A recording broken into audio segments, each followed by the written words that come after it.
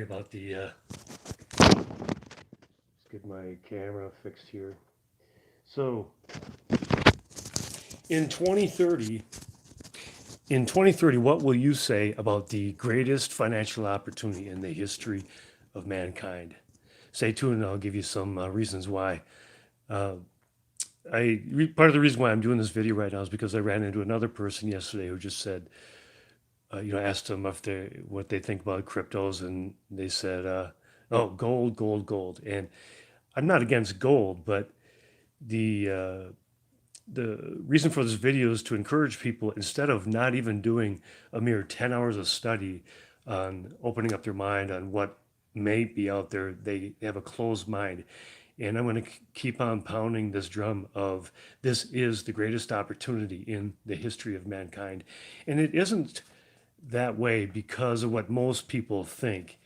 Um, it's foundationally game changing. It is the first time in history that anybody anywhere can have true property rights. And when you think about the last 5,000 years, what the way things go is that armies come into countries and they grab whatever property they want. They go after. They have the war for the most part because of gold, silver, copper, iron, uh, water rights, other things. Um, and they go for confiscation of those property rights. But what the internet has availed to mankind everywhere, and especially with blockchain technology, it has availed the common man everywhere, every single person on the face of the earth, the opportunity to gain some property rights that are truly unconfiscatable. Uh, when you think of, say, the pyramid of Cheops or the pharaohs when they buried their treasure and they had this idea to take it to the afterlife. Well, gold, it lasted within their pyramids for a while, but eventually it got grave robbed. And the superior thing, and on a foundational elementary way, as far as these uh, private keys to something that exists on the internet where you can't see, touch, taste, smell, or hear it, it truly is a leap of conception, or a leap for people to conceive or to perceive what that really means. And with all of the millennials and zillennials being born into the internet age, I mean, I'm certainly not. I mean, I'm a baby boomer, and I was not born into that, but this new generation gets it, and the new generation, the zillennials and the millennials, they are the people who will be deciding and making all the financial decisions in the near future, because that's where all this money that may have been willed to them or inherited is floating down to. It is streaming towards. But they get that concept that things on the internet can actually have true wealth, true value. It's foundationally game changing in that respect, and it's history changing. It is that's one of the biggest reasons why it's such the greatest financial opportunity in the history of mankind, is because it is history changing. It is unstoppable, no matter what the mainstream, lamestream, fake stream, CNLSD propaganda press wants to tell you, which people say they don't listen to, but it's pretty evident that when people are inundated time after time after time after after time without end, that people end up believing that the lie is true.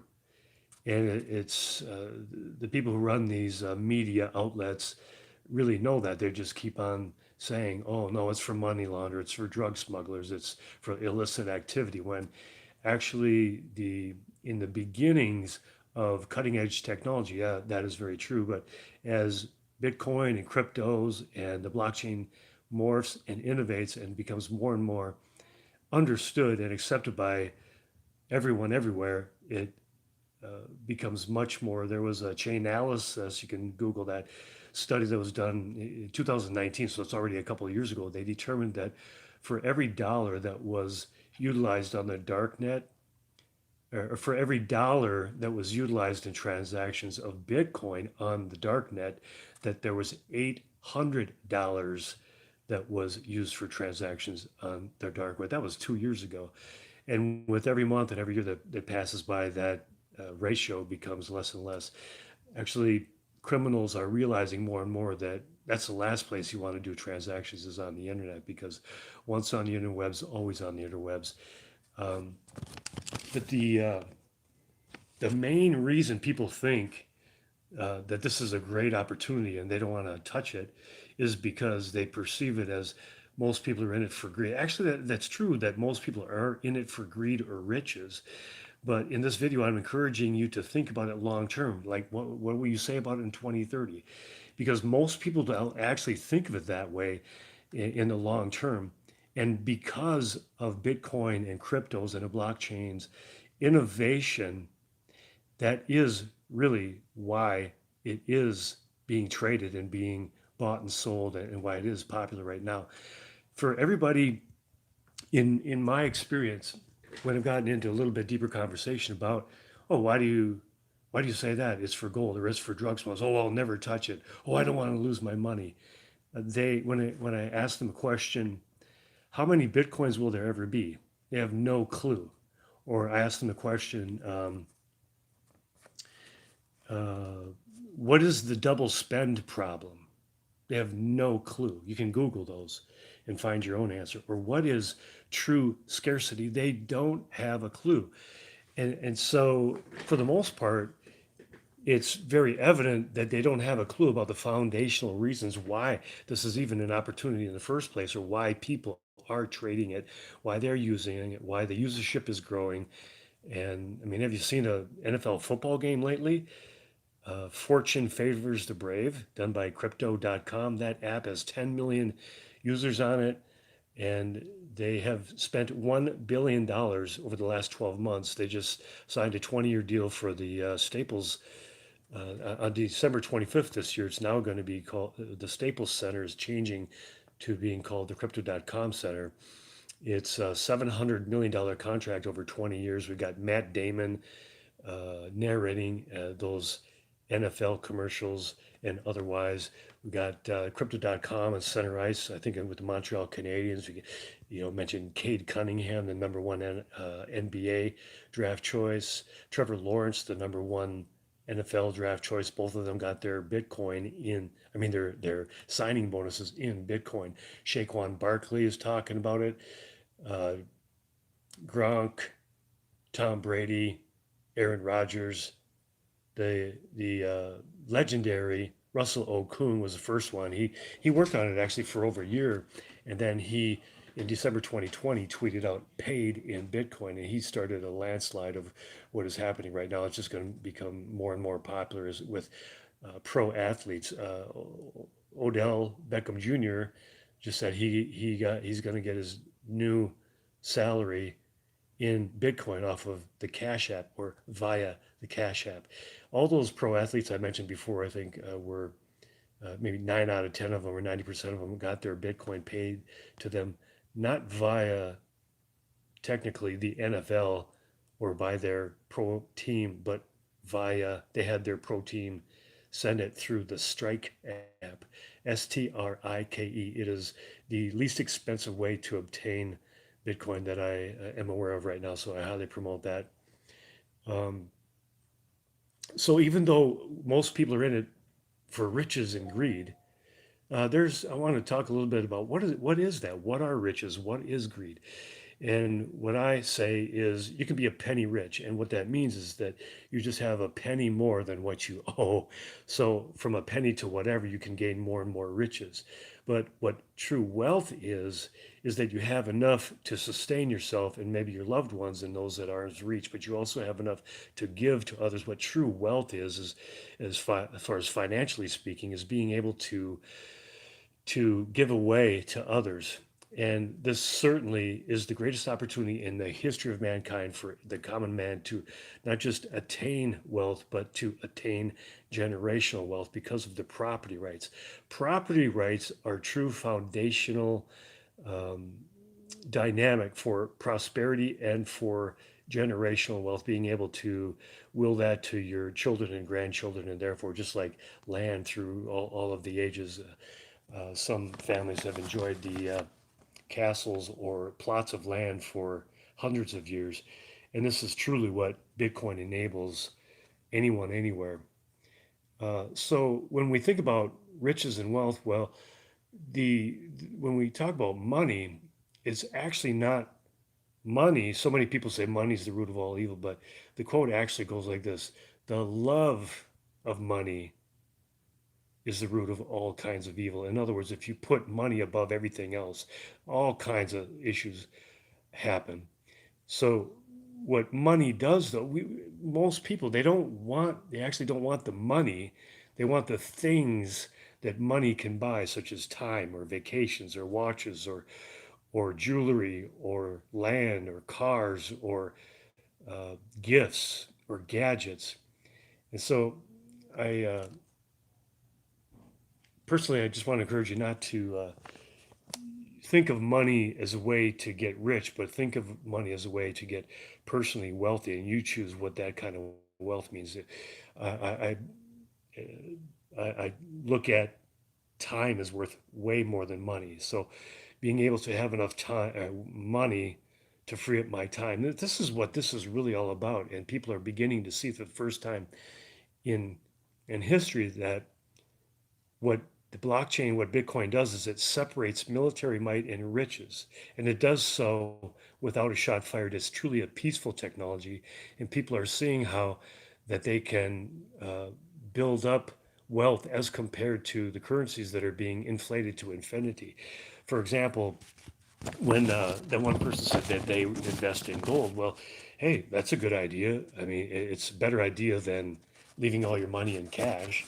Ray Dalio even said, legendary hedge fund CEO, hedge fund manager, he came out over a year ago and said cash is trash. Right now, dollars in bank accounts are leaching. They're bleeding off about 1% per month, at least 12 per month, 12% per year. In other words, whatever you had at the beginning in January 1 this year to buy the same, whatever you spent December 31st, you're going to need at least a dollar to buy the same thing overall and generally speaking. And actually, it's higher than inflation depends on your particular nuclear economy, what you spend your money on, what your habits are, what your spending habits are. But the CPI does not equal inflation. Don't think that. It's a good index for what it measures for, but most people don't even realize that it doesn't measure food, energy, and housing. Housing prices have gone up 59% in 2 years, and they are an asset. I agree with that, but they are not the real wealth is not being gained because in the perception that people have just because their housing prices or their housing values, quote unquote, are going up. It's because the dollar in purchasing power is going down. So in other words, people need more dollars to purchase that same house. And it is holding a greater store of wealth than dollars are. But what we have to be mostly concerned about to be wise and be very adept with our finances is to be in tune with our purchasing power, not how much money that we have stacked up to purchase whatever we want. So, in other words, we have to look for things that are gaining value at a higher appreciation than the rate of inflation. As I said, it is not the CPI. Inflation does not equal the CPI. Inflation is actually more like 15% per year right now for the last 2 years running. When you go to usdebtclock.org and you look at how much the U.S. national debt has gone up over the last 2 years. It's more like 30% or more over the last 2 years. So that equates to at least a 15%. That's a good metric for inflation. U.S. national debt has gone up, which in other words, that means that the printing of dollars has gone up 15% per year, more than that over the last 2 years. When we look at gold from 2000 to 2021, it's been a pretty good store of value. It's appreciated 9% per year on average. And if you had what that means is if you had $1,000 in gold in 2000, that would mean you had 7,400 in gold in 2021. Sounds pretty good, right? It does sound good, but when you look at the rate of inflation, you actually have lost money. You've lost ground. You've done very well according to paper dollars. But when you look at uh, Bitcoin just over the last 10 years, in 2010, Bitcoin was 10 cents. In 2021, it reached an all time high of 70,000. As of this video, we're at about 55,000. But it has appreciated on an average of 240% per year. It was bar none the greatest appreciate performing asset during the entire last decade. And or if you want to look at it recently, oh, what's it doing recently? It's so volatile. Okay, let's go look at it. Over the last 365 days, it's gone up 213%. So just in the last year, let's go in the last 2 years, going up 213%. $1,000 becomes 30, I think 30, I got it right here, 3130. And after 2 years, it becomes 9,800, which is even greater than 20 years of holding gold. So, uh, so hashtag gaming, hashtag NFT, hashtag P2E. It also is the same as hashtag play to earn. People in third world countries, children are earning greater incomes sustainably than their parents are by earning money in competitive games. This is where things are innovating. Forget it's leaving Bitcoin and cryptos in the dust. I'm seriously talking seriously here. This is the cutting edge of what they call L3, layer three innovation, where hashtag ZK rollups. And what is happening there is that there are 2 billion gamers in the world estimated, and gaming is overtaking the internet, but cryptos are overtaking gaming. And what they are, the form factor and the way that they're doing that is they are utilizing and integrating and employing, and they're innovating NFT, the metaverse to, so simply put, that's going on is when you uh, right now it's virtual reality, but in 4 to 5 years, what's going to happen is what's called augmented reality, where you can actually interact and be entertained by the metaverse right in front of you, in the space right in front of you via augmented reality. And they'll be using some sort of projection device, and the form factor right now is going to be some sort of powered eyewear. But I'm thinking, I did a little thought experiment, and knowing and understanding that the human body runs on 1 volt of energy.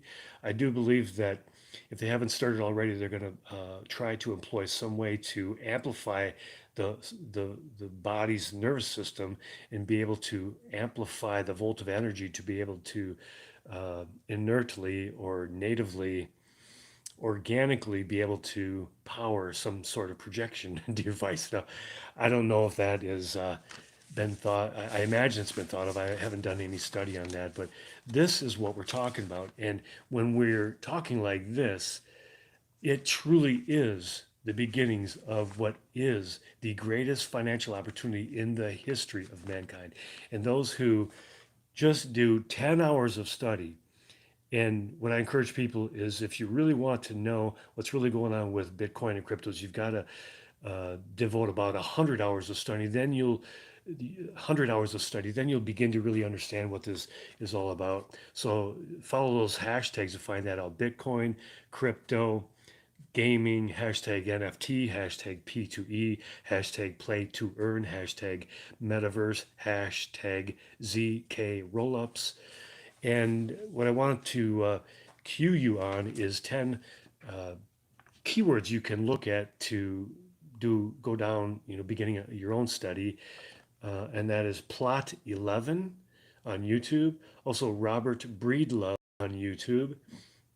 He has a playlist that is, well, he calls his YouTube channel "What Is Money," but he has a playlist. It's called the Saylor series, Saylor. You go on there, and Michael Saylor, he interviews also the Booth series right off of the Robert Breedlove YouTube channel. Uh, Go to hope.com. There's some incredible things there. Go to lopp.net. That's LOPP.net. This guy's a cypherpunk. You can Google that word, cypherpunk, CYPHERPUNK.